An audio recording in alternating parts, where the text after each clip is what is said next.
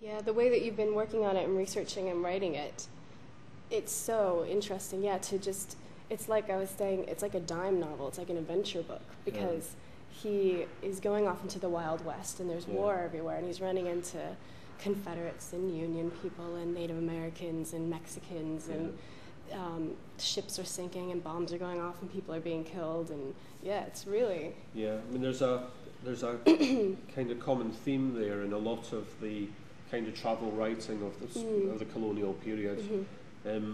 When people would emphasize, I mean, he undoubtedly did have a very interesting, very exciting time.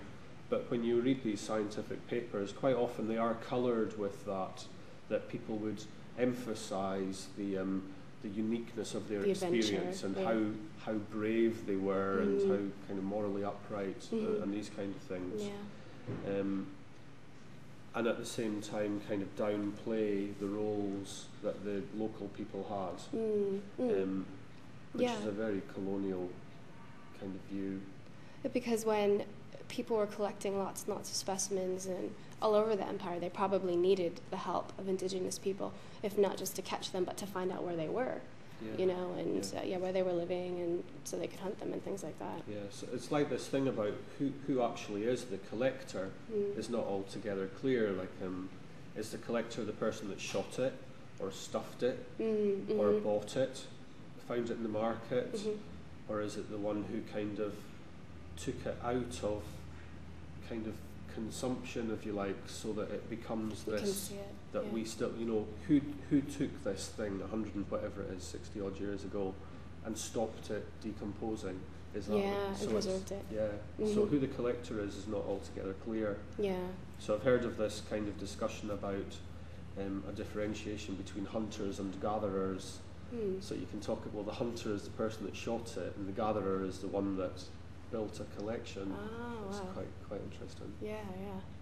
So I mean, and these kind of people, usually they had a very exciting kind of 20s and early 30s, and then an awful lot of them settled down, in business, usually in business, unless they were wealthy enough not to work.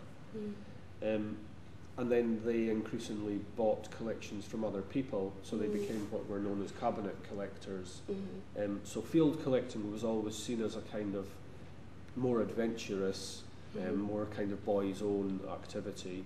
But most of them became these cabinet collectors, which was more to do with disposable income than anything else. Yeah, and you were saying like he might hunt more of one certain species so he could have, and I was thinking like baseball cards, he could come back home and as he's older trade around with the other people to form his collection.